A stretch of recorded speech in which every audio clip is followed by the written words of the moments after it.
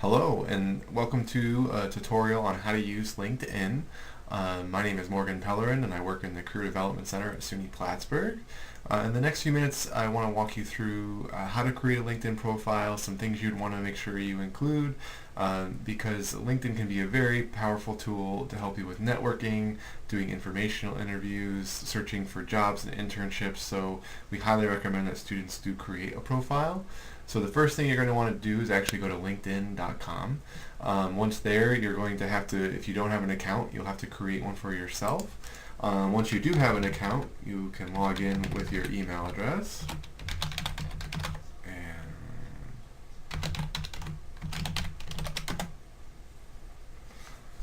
And then once you're logged in, I actually want to show you a little bit about LinkedIn. So when you first log in, it's kind of like a news feed, like you may be so familiar with, like in Facebook. You'll see like things about people who you're connected to, what they've posted.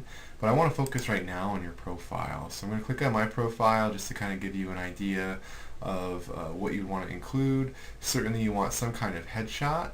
You can also put a background photo as well. Some people, you'll see that as well. You also want to talk about, a little bit about yourself here. You could put a job title. You could also put the field you're interested in going into. In our office, we can talk a little bit more specifically about what you could include here and how to write it. Additionally, down here, you kind of can give a summary of yourself as well. And then if you scroll down a bit further, you wouldn't necessarily need to write articles right away. Certainly you could, but you want to focus a little bit more on the experience that you have. So putting in work experience that you've had, you can just list the work experience, but I would recommend that you also consider providing some detail as well. It'll help maybe an employer who's looking at your profile get a truer sense of what you've done. You can also add media. So if I click here and I go to edit it, I can add, like let's say I worked on a project and there was a video that came out of it, or a website or something like that. You can upload or link to the media that you created, which can be a really powerful tool and something that a paper or even PDF resume can't necessarily do. So you can use LinkedIn to your advantage that way. You can list a variety of your experiences as well, especially depending on your point in your career. You may not at this point have experience related to your field of interest yet. So you can still list experience that maybe it's like a summer job you've had, an internship you've had. Certainly list those types of things because employers are looking for transferable skills, and likely those part-time jobs and things like that can provide that for you as well. You also want to list your education.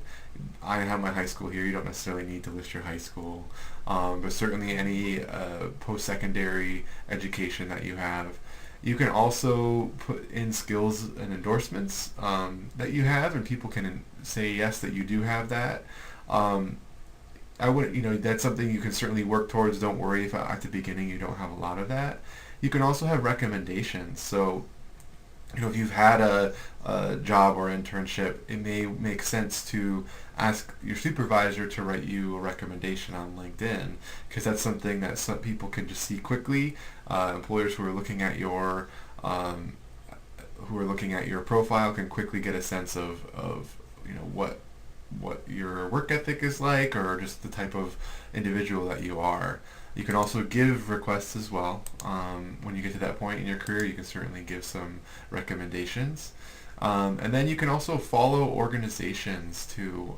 So, maybe if you're looking at a particular career field, you can follow industries within that, or, companies within that industry, and I would recommend that you do that as well. If an employer is looking at your profile and they say, oh, you follow us too, like you're seeing the news that's coming out of our organization, that can be helpful as well. So it's a very quick overview of some things to make sure you include in your profile. If you make an appointment to come to our office, we can certainly sit down with you and talk a bit more in depth about this, but we just want to do something to get you started now so you can start creating a profile.